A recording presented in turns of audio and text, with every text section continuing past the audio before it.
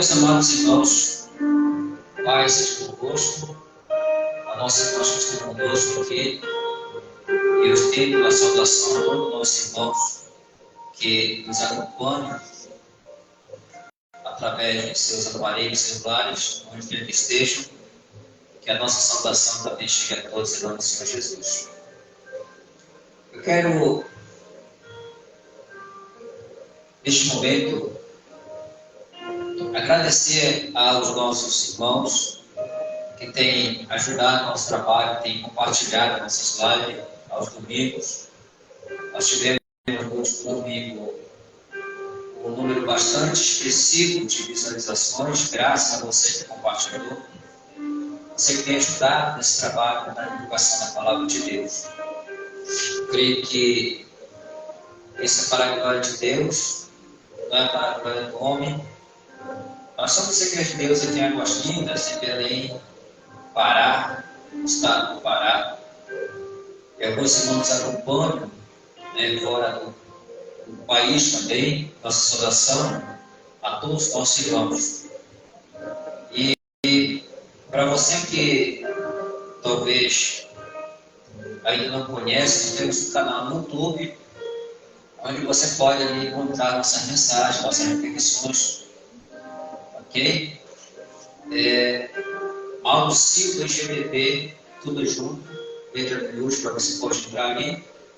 Você pode dar também uma força do nosso trabalho, se inscrever, nos ajudando, para que novos trabalhos possam ser divulgados para a glória de Deus. Eu quero vos convidar para nós meditarmos nesta noite na palavra do Senhor. E eu peço que você possa abrir suas Bíblias, o livro do profeta Neemias, Livro de Neemias, digo profeta porque Neemias foi certamente o homem de Deus.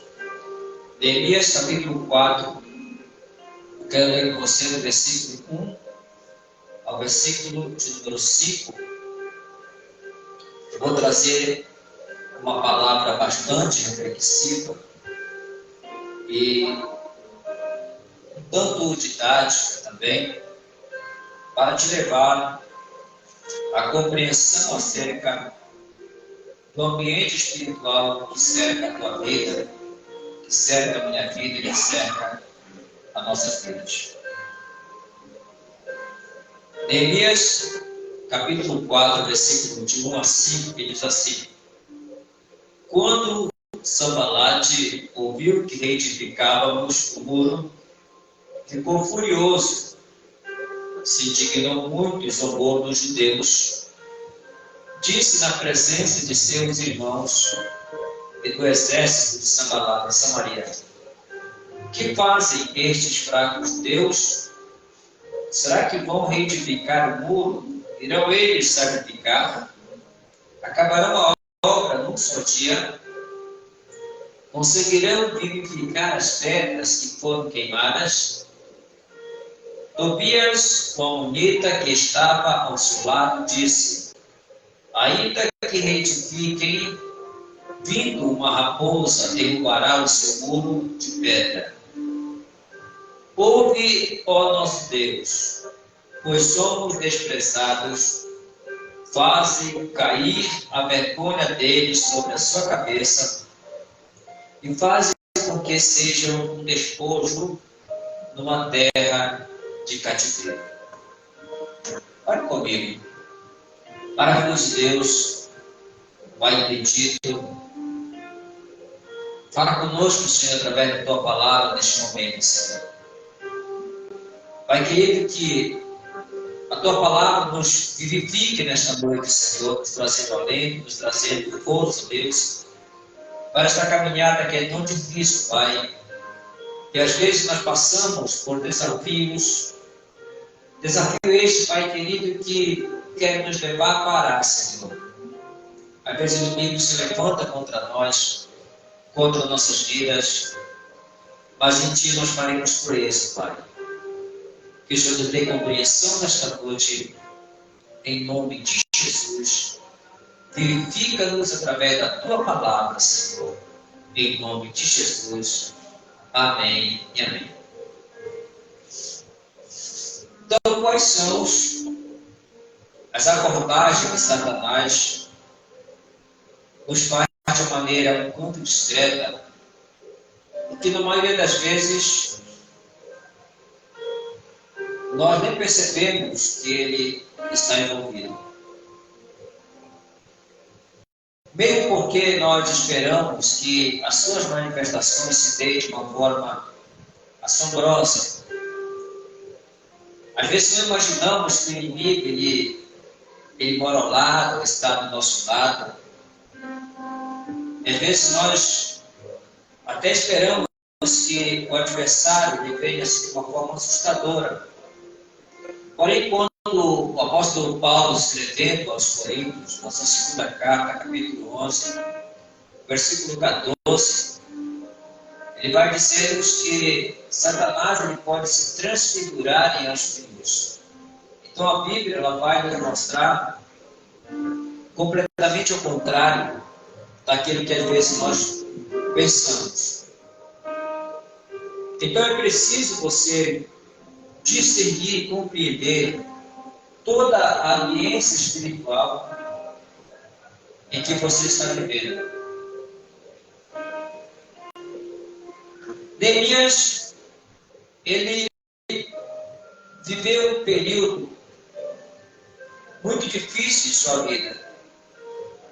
Quando voltamos um pouco na história, as 10 tribos de Israel foram levadas para a Síria no ano 722 a.C. E cerca de 115 anos depois, também a tribo de Judá foi levada para a Babilônia. O cativeiro babilônico durou dos anos 586 a 538, mais ou menos, período que durou o cativeiro babilônico. Neemias estava na Babilônia, ele era funcionário da casa real. A Bíblia diz que era copeiro do rei, uma pessoa de confiança do rei Xerxes, uma profissão tão perigosa, porque era comum naquela época que os monarcas eles fossem mortos, envenenados. E Neemias era um copeiro, ele era uma pessoa de confiança do rei, era aquela pessoa que provava os alimentos antes do rei comer. É uma profissão bastante perigosa. Era uma pessoa que ganhava bem. Mas diz na Bíblia que enquanto Neemias estava ali na Babilônia, servindo ao rei como copeiro, um dos seus irmãos, Anani, foi até ele e então lhe pergunta como estavam seus irmãos, aqueles que ficaram, que restaram na Babilônia, que restaram em Judá, perdão. Ele foi informado que aqueles estavam em grande aperto, estavam passando por dificuldades. Neemias então sentiu um desejo muito grande de querer ajudar seus irmãos. Ele então passou a orar, passou a jejuar. E 4 meses depois ele se apresenta ao rei. O rei percebe que ele está muito triste. Então o rei pergunta a Neemias o que era que ele tinha, se ele estava doente. Ele diz: não, eu não estou doente. Mas como eu não ficaria triste em ver a cidade dos meus pais entregue às ruínas, o templo sendo destruído, a cidade toda sendo desprezada? Então ele recebeu ordem do rei para que voltasse a Jerusalém para ajudar na reconstrução do templo de Jerusalém, da cidade de Jerusalém. Só que Neemias ele encontrou uma grande oposição à reconstrução do templo de Jerusalém. Então observe que os inimigos de Neemias, eles eram astutos, eles eram pessoas que tinham influência Então aqui diz que Sanbalat, quando ouviu que reedificava os muros, ficou furioso e se indignou muito e zombou dos judeus. Também lhe disse na presença de seus irmãos e do exército de Samaria: que fazem esses fracos judeus? Será que vão reedificar o muro? Irão eles sacrificar, acabarão a obra num só dia? Conseguirão vivificar as pedras que foram queimadas?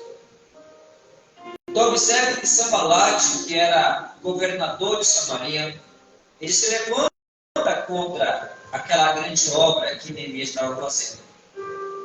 Não somente Sanbalat, que era governador de Samaria, como também Tobias, que era chefe do exército de Samaria.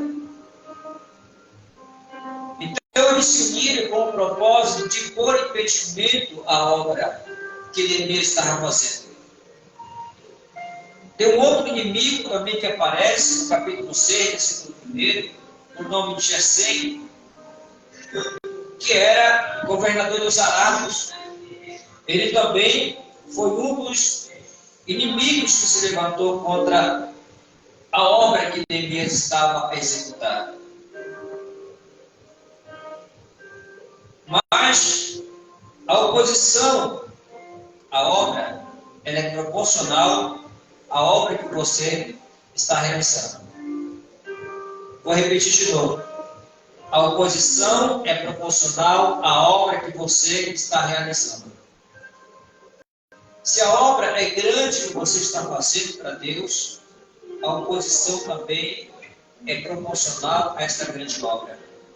Porque os inimigos sabiam a importância da reconstrução daquela cidade. Eles sabiam a importância da reconstrução do templo de Jerusalém, mas a oposição à obra de Deus, ela sempre será vencida. Deus sempre dará vitória para o seu povo. Não adianta se levantar contra a obra de Deus, seja quais forem os inimigos que se levantarem. A obra de Deus sempre sairá vitoriosa. Os inimigos, eles se juntaram para armar estratégia para desmotivar Neemias. E Satanás, ele usa a mesma estratégia hoje contra o povo de Deus em nossos dias.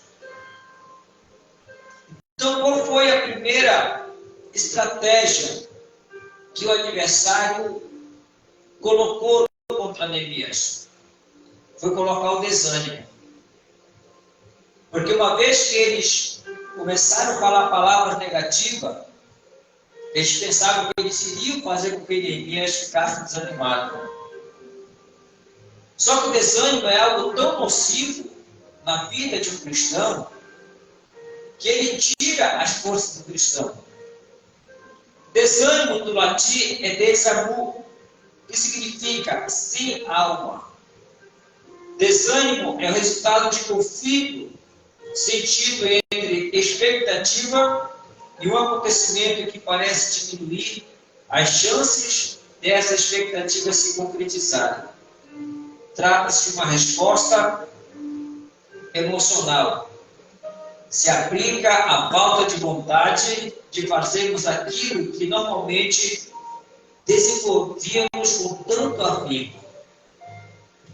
Então, quando o desânimo ele chega na vida de uma pessoa, quando o inimigo ele consegue colocar o desânimo na vida de um cristão, ele perde o alento, ele perde a força para fazer aquilo que antes fazia. O desânimo impede a pessoa de orar, o desânimo impede a pessoa de congregar, o desânimo impede a pessoa de evangelizar, o desânimo ele impede as pessoas de serem felizes. E muitas das vezes, quando o desânimo é tamanho, as pessoas têm dificuldade até de se alimentar e de tomar banho. O desânimo é tanto na vida dessa pessoa que a motivação é tomada por desalento e esmorecimento. Então, aquela motivação que a pessoa tinha para fazer algo para Deus, ela se torna desalenta. A pessoa ela fica em um estado que ela não quer mais fazer algo para Deus. Por isso Jesus disse: no mundo vocês terão aflição, mas tenham bom ânimo, eu venci. Porque uma pessoa que tem o ânimo, ela consegue vencer as lutas, as dificuldades, com resignação, ela consegue enfrentar as lutas do dia a dia, a oposição de forma sensata, assim como Neemias fez. A segunda estratégia que o adversário ele quer colocar na mira das pessoas é o medo.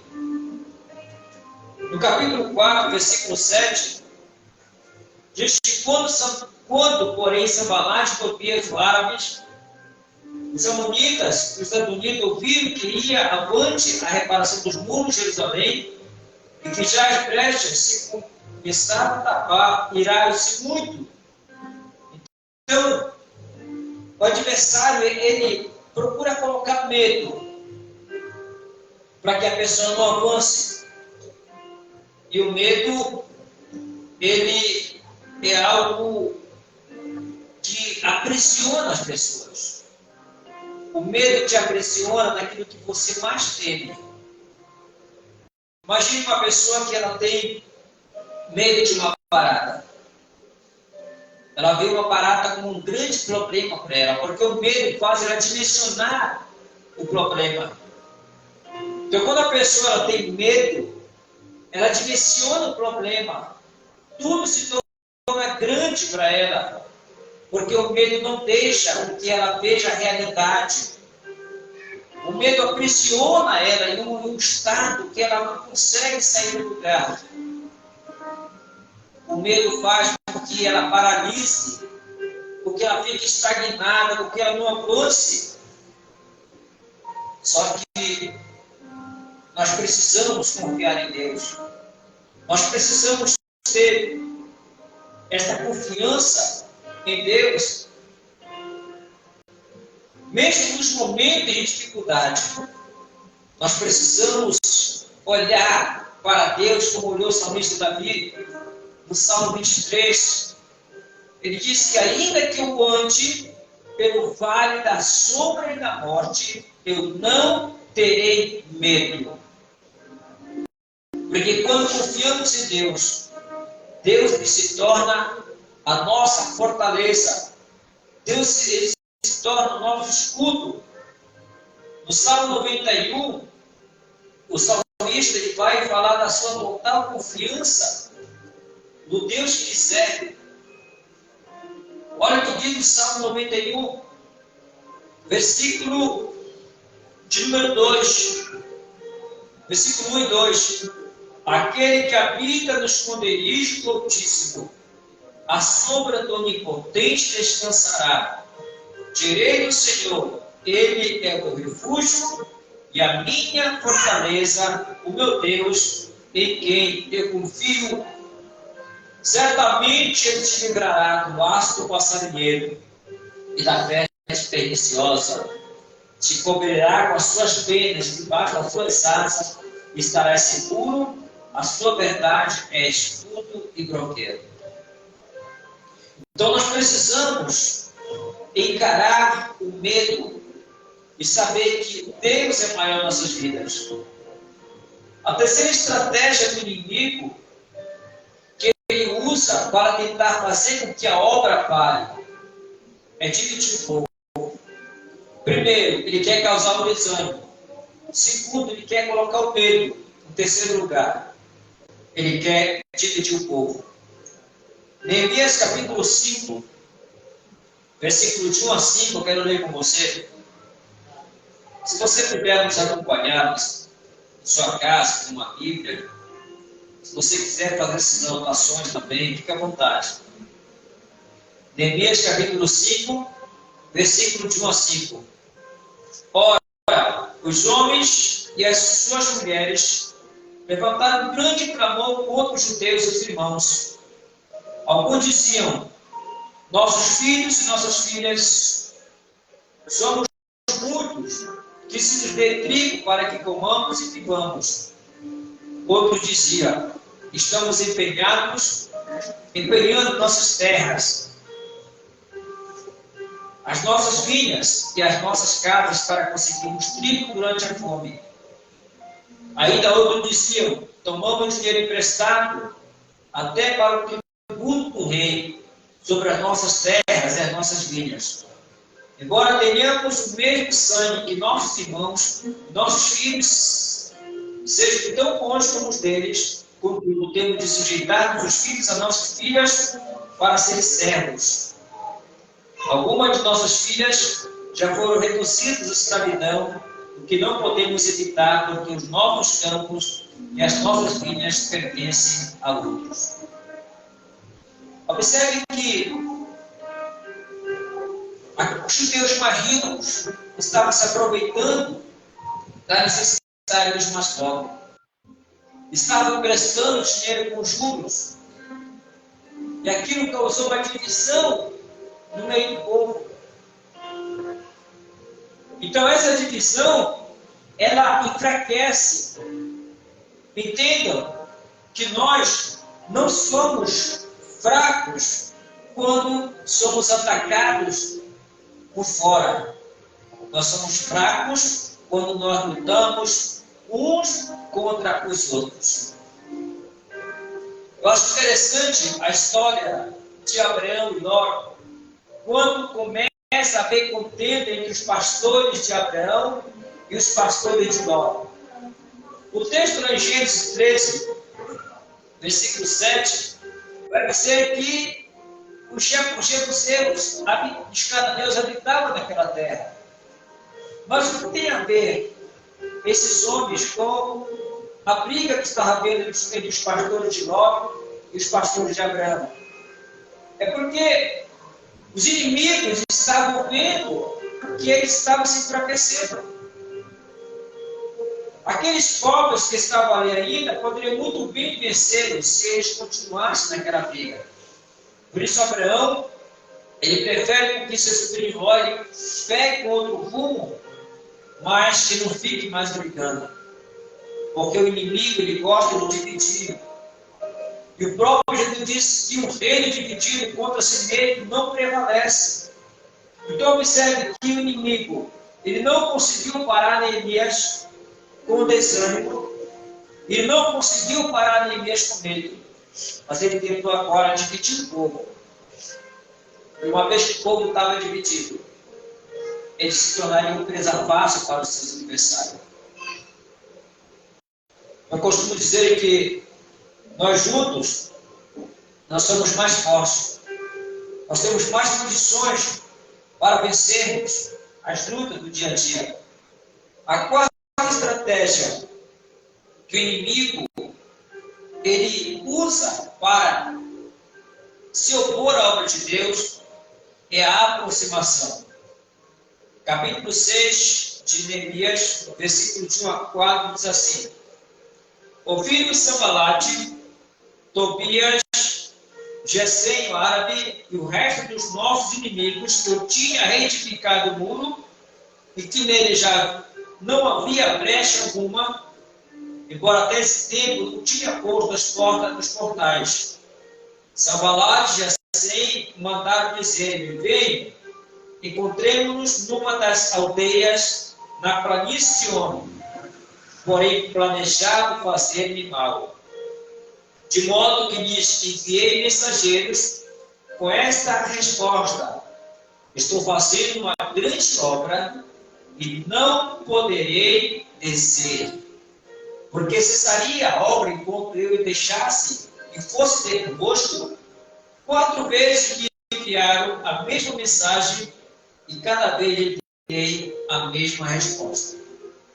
Observe isso agora, como os inimigos de Neemias, eles usam uma outra estratégia, a estratégia da aproximação.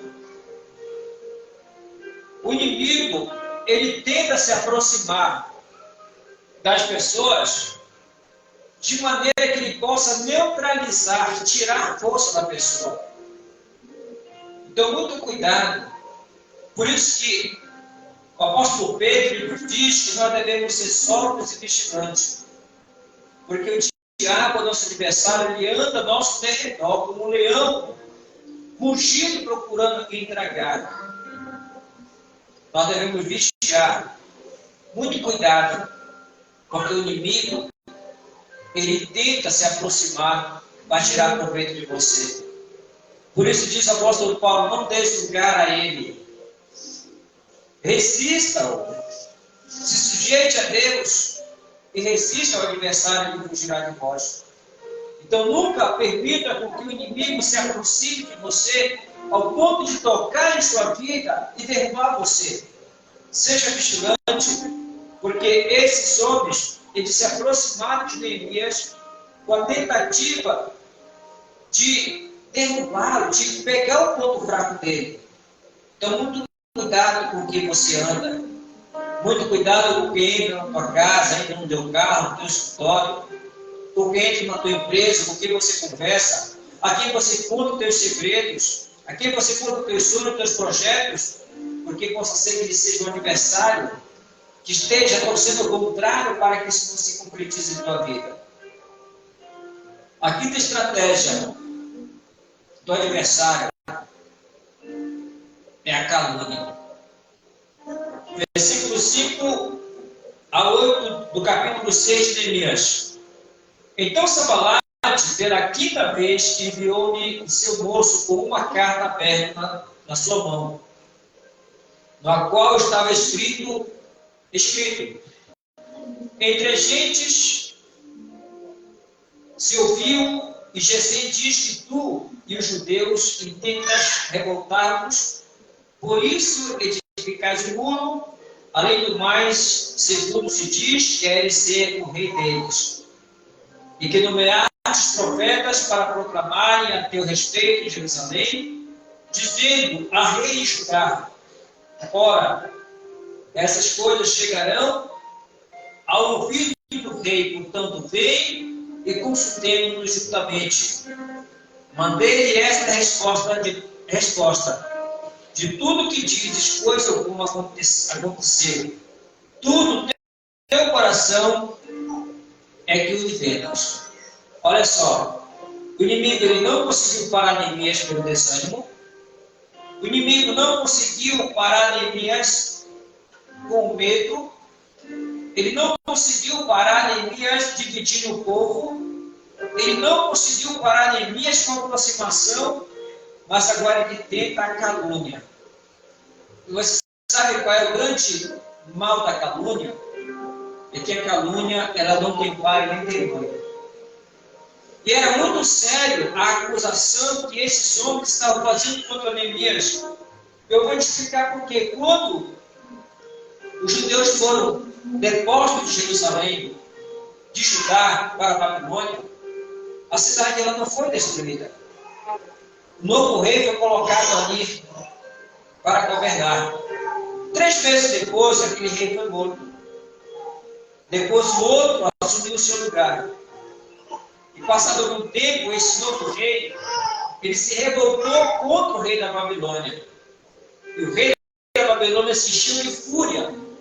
Mandou buscar o preso e incendiou a cidade, destruiu a cidade. E eles pensaram o seguinte: vamos inventar calúnia. Se o rei acreditar no que nós estamos falando, então esse Neemias pode ser morto e a obra pode parar.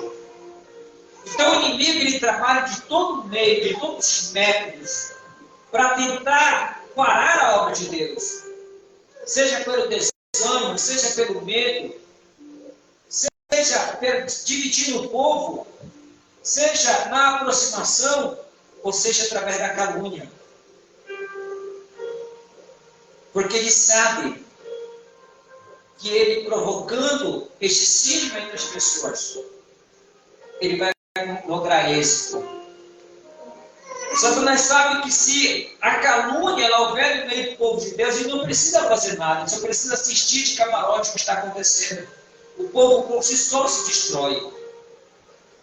Eles levantaram calúnia contra Neemias nesta quinta invertida deles contra o adversário.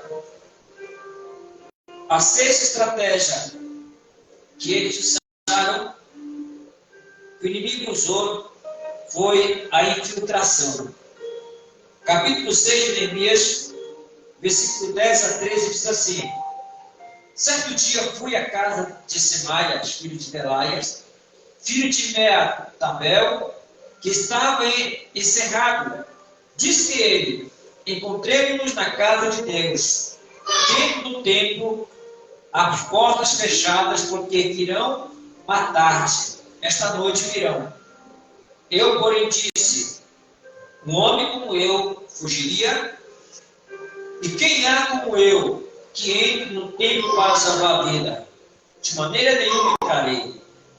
Então percebi que não era Deus que o enviara, mas que ele tinha profetizado contra mim, porque Tobias e Sanbalate o haviam subornado. Ele tinha sido subornado para me intimidar, a fim de que eu assim fizesse e pecasse, para que tivesse de que me difamaram e desacreditaram. Olha só, o inimigo, ele tentou fazer com que Neemias pudesse pecar. Você lembra da história do rei Uzias? O rei Uzias, ele foi acometido de uma lepra, porque ele entrou no templo de Deus para sacrificar o que era permitido somente ao sacerdote. E Neemias estava esperto com isso e disse: eu não vou entrar, porque eles querem encontrar ocasião contra mim. Ele vigiou neste momento. Entenda uma coisa: a igreja ela não é blindada. Ela é aberta a todas as pessoas, de todos os tipos e propósitos. É você que precisa ter uma mente treinada para se proteger do inimigo. Porque o inimigo ele vai se infiltrar na igreja com o propósito de levar você a pecar. O inimigo ele pode até te incitar, te revoltar contra o ministério da igreja. O inimigo ele pode querer te usar para que você não acate a decisão do ministério, para que você se rebele dentro da igreja. Porque o inimigo ele entra e se infiltra ali para causar divisão. Por isso o apóstolo Paulo diz que nós não devemos ignorar os seus ardis, porque ele anda se infiltrando pelo povo de Deus para tentar destruí-lo. A sétima e última estratégia que eu quero citar com você, que o inimigo usou para parar Neemias, foi a perda da visão. Capítulo 4 de Neemias, versículo de número 10, diz assim: então disse Judá: desfalece as forças dos carregadores, e os escombros são tantos que não poderemos edificar um muro. Observe, amados, que aquele povo que estava motivado para fazer a obra, agora eles perdem a visão. O inimigo ele trabalha de maneira que a pessoa não tem mais visão daquilo que quer fazer, ou daquilo que pode fazer. Tem pessoas que querem resolver escombros, querem resolver problemas. Elas não veem a solução. Elas não veem que Deus ele pode trazer a solução para aquele problema. Ele olha para todo lado, só vê escombro e diz: nós não podemos construir muro. Nós precisamos ser realistas, sermos otimistas, vermos sim os problemas, identificá-los e trabalhar em cima dele. Ter a nossa visão além das circunstâncias, além daquilo que nós estamos vivenciando. Ter aquela visão de águia, olhar além da tempestade. Quando o inimigo ele tira a visão, acontece com a pessoa como aconteceu com Sansão. Observe que Dalila foi usada pelos inimigos para se infiltrar na vida de Sansão, descobriu o segredo dele, e os filisteus furaram seus olhos, e diz a história que fizeram com que Sansão ficasse se andando no meio do povo depois de ter perdido a sua visão. O inimigo sempre faz isso. Quando o inimigo tira a visão do pastor, quando o inimigo tira a visão do líder, ele não consegue avançar, porque ele só vê os escombros, ele só vê os problemas, ele não vê a solução. E talvez alguém possa estar passando por esse momento, está olhando, não vê a solução, está como Geazi, o servo de Eliseu. Ele só vê o exército de Samaria cercando ali, mas Eliseu faz a oração e diz: Senhor, abre os olhos para que ele veja que o exército de Deus é maior, porque maior é aquele que está conosco do que aquele que está no mundo. O nosso Deus é torre forte. O nosso Deus, Ele é o Deus que peleja as nossas guerras. Então não tenha a tua visão embaçada, para que você não tenha essa visão certa. Quando o inimigo já investiu tudo e não conseguiu, ele tenta a última atacada de mestre, tira a visão. Só vemos entulhos. Então o importante é que nós estamos em construção. É melhor você ver entulhos e ver construção do que você ver uma casa toda arrumada e toda cheia de barato, teia de aranha, enfim. Então, se ainda vemos entulho, é porque estamos em construção. Se trabalharmos, tudo vai ficar certo. Então, amados, concluindo esta mensagem, se tentaram a todo custo parar os teus sonhos, entulhar o teu poço, tentaram tirar a tua visão, e você por algum motivo está desanimado, essa história ela vem para nos fazer entender que toda estratégia do adversário ela será vencida. Para isso se manifestou o Filho de Deus, para destruir as obras do adversário. Eu quero fazer uma oração com você. Se você está passando por desânimo, se você está passando por medo, se você está passando, quem sabe, está tendo a visão embaçada, não está tendo aquela visão de como você via antes as coisas. Quem sabe você era uma bênção na mão do Senhor, hoje está no fracasso total, no desânimo total. Tenha bom ânimo. Te levanta, porque Deus vai te sustentar pela mão e vai te dar a vitória na mão do Senhor Jesus. Eu te convido a orar neste momento, em nome do Senhor Jesus, para que você receba o alimento espiritual, a força que vem do alto, o poder do divino, a luz que vem dos céus, para iluminar a tua vida. Porque Jesus veio para nos dar vida e vida com abundância. Veio para que nós tivéssemos força e coragem. Seja você um corajoso, não se intimida diante das divertidas do adversário. Porque contra nós não há encantamento. Se Deus é por nós, quem será contra nós? A pergunta não é se Deus é por nós, é quem será contra nós, uma vez que Deus é por nós. Deus é contigo, Ele vai te levantar, vai te dar força para esta caminhada. Se você puder, ore comigo, em nome de Jesus. Maravilhoso Deus, Pai querido, te apresentamos esta pessoa, Senhor, que ouviu esta palavra, Senhor. E quem sabe está passando por um momento difícil, Senhor, momento de desânimo, momento de desalento, Senhor, ou está passando por medo, Senhor, por uma situação que ela não gostaria de estar passando, Senhor.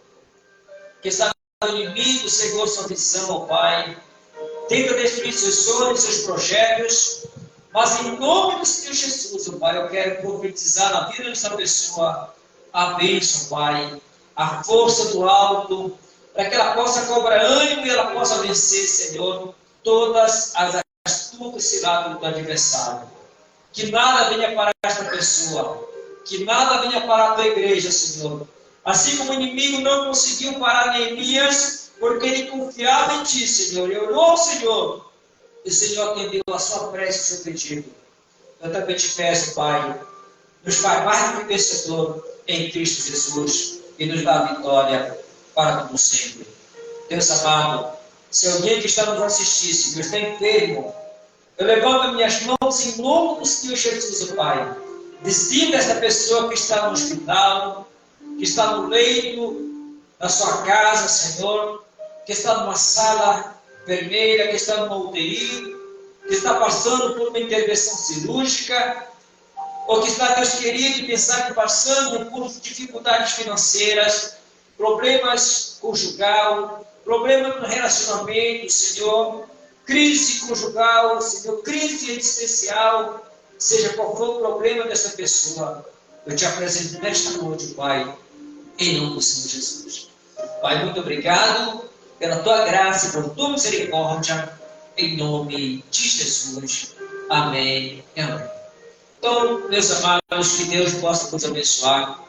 Se você achou interessante esta mensagem, você possa compartilhar com as pessoas, para que elas possam receber essa palavra. Então, fica aqui nossa saudação a todos que nos acompanharam. Em nome de Jesus, paz seja convosco.